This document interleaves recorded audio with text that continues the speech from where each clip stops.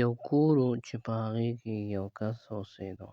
هغه ډېر دیندار او نیک عمله. هر وخت کې به یې د الله جل شانه ذکر کو، د هغه لویي به یې بیانوله. یوه ورځ دی کور کې ناست چې په دغه وخت کې یو فقیر راغی او د ده کور مخې ته ودرېدو. غریب یمه د خوراک څښاک راسره څه نشته. دی ځان سره ذکر کوي استغفرالله استغفرالله. غریب یمه څه راسره نشته، د خوراک که څه درکره وي ماله یې راکئ. زه یې ګورمه کور کې که یي در به یې کمه. الله دې خوشحاله کړه.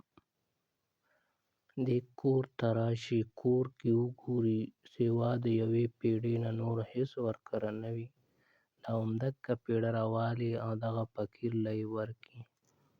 د دې پیړۍ نه علاوه نور راسره هېڅ نشتی او هغه پیړه ورله ورکړي دغه فقیر له.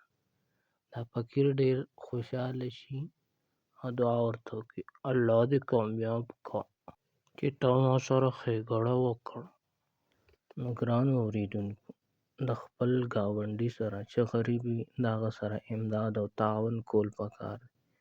دا به موږ د بښنې یوه ذریعه جوړه شي الله جل شانه ته، زموږ او تاسو به پرې الله جل شانه بښنه وکړي. نو ګرانو دوستانو، او دا د رمضان المبارک میاشت ده چې په دې کې خامخایي او د دې میاشت نه علاوه کالو سر د هر غریب سره امداد کوو او دا خپل فخر ګڼو او د الله احسان ګڼو چې زه غریب سره امداد کوم.